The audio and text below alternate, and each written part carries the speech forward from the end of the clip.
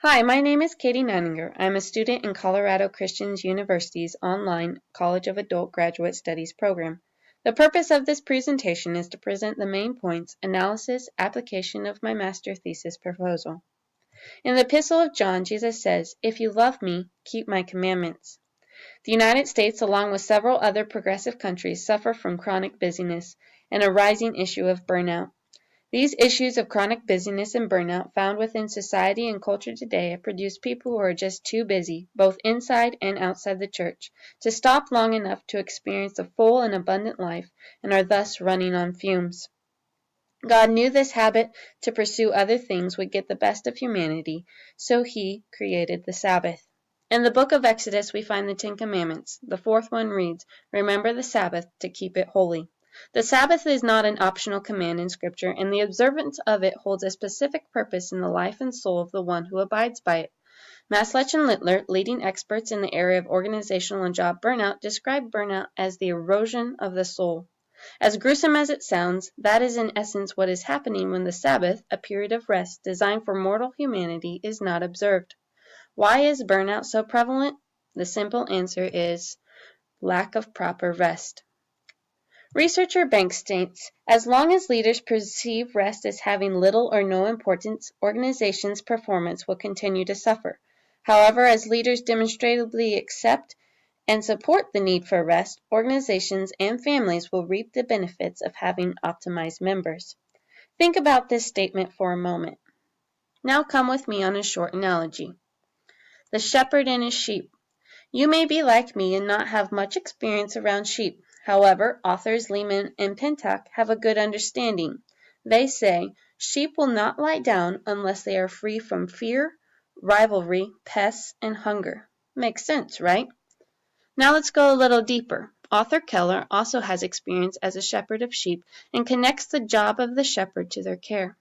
When we examine each of these four factors, fear, rivalry, pests, and hunger, that affect sheep so severely, we will understand why the part of the owner plays in their management is so tremendously important. Keller divulges the lengths the shepherd must go to ward off predators, ensure good grass, and guard against pesky flies. Through all of this, Keller says, it is actually the shepherd who makes it possible for the sheep to lie down, to rest, to relax, to be content, quiet, and flourishing. A flock that is restless, discontented, always agitated and disturbed never does well. Now, since I said this was analogy, let's relate it to a work organization. Leadership are the shepherds, and employees are the sheep. Maslach and Littler list 6 primary causes of job burnout: work overload, lack of control, insufficient reward, breakdown in community, absence of fairness, and conflicting values. Do any of these primary causes sound familiar to fear, rivalry, pests, or hunger? What I am proposing is that successful organizations that are operated by staff that are high functioning and highly productive have done the job of a good shepherd and have eliminated these causes of job burnout and have produced an environment where their staff are free to lie down and rest. Leaders that take responsibility for their followers will recognize the mortality of the human condition and its inescapable need for rest. The core belief in the value of humanity should be as fundamental in the workplace as it is in the home and the community. Remember the fourth commandment? It identifies the breadth of a leader's responsibility for Sabbath, not only for the individual believer, but also for an organization and community. The keeping of the Sabbath commandment goes beyond the individual responsibility. The command declares that a leader is responsible for ensuring that any subordinates are adhering to its commands, and only then is a leader fully acting in obedience. The Sabbath is not just a good idea with which leaders have the option to implement for materialistic purposes. The Sabbath is a command with which leaders have an authoritative responsibility toward their followers. In the Epistle of John, Jesus says, "I have come that they may have life and that they may have it more abundantly." I am the good shepherd. The good shepherd gives his life for the sheep.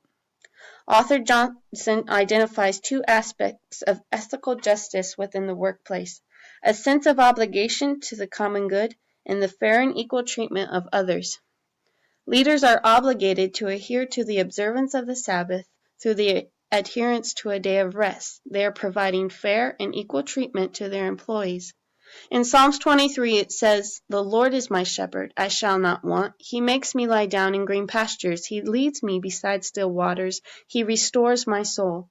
And in Jeremiah, God speaks, saying, "For my people have committed two evils. They have forsaken me, the fountain of living waters, and have hewn for themselves cisterns, broken cisterns that can hold no water."